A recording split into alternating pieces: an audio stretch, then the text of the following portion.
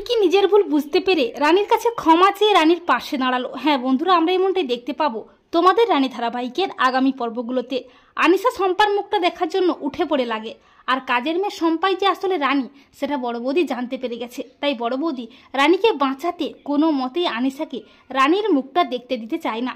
এরপর বড় বৌদি আনিশাকে থামাতে চালাকি করে টেবিলে রাখা একটা কাঁচের গ্লাস আনিশার পায়ে ফেলে দেয় এবং ইচ্ছে করে রানীকে বরফ আনতে পাঠিয়ে দেয়। আর রানী সেই সুযোগে অন্যরকমভাবে মেকআপ করে আসে।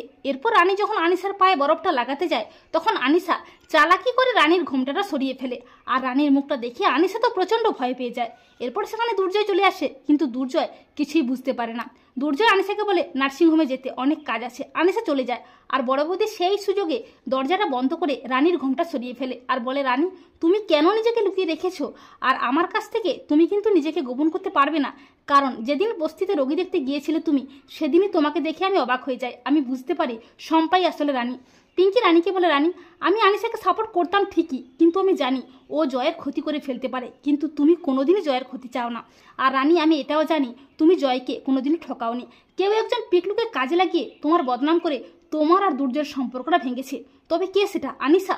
পিঙ্কি রানীর কাছে ক্ষমা চেয়ে বলে, রানী আমি তোমার সাথে অনেক অন্যায় করেছি, তুমি কি পারো না তোমার এই দিদিটাকে ক্ষমা করে দিতে? আমি জানি আমি যে অন্যায় করেছি তার কোনোদিন ক্ষমা হয় না, কিন্তু আমি এখন তোমার বিপদে তোমার পাশে থেকে ওই আনিশাকে উচিত শিক্ষা দিতে চাই। এরপর রানী পিঙ্কিকে বিশ্বাস করে সবটা জানায়, আর পিঙ্কি বলে, রানী তোমার এই লড়াইয়ে তুমি সব সময় এই দিদিটাকে পাশে পাবে। তো বন্ধুরা, তোমরা এটি চাও তো যে পিঙ্কি যেন নিজের ভুলটা বুঝতে পেরে রানীর কাছে ক্ষমা চেয়ে রানীর বিপদে পাশে দাঁড়ায়? কমেন্ট করে এক্ষুনি জানিয়ে দাও তোমাদের মতামতটি।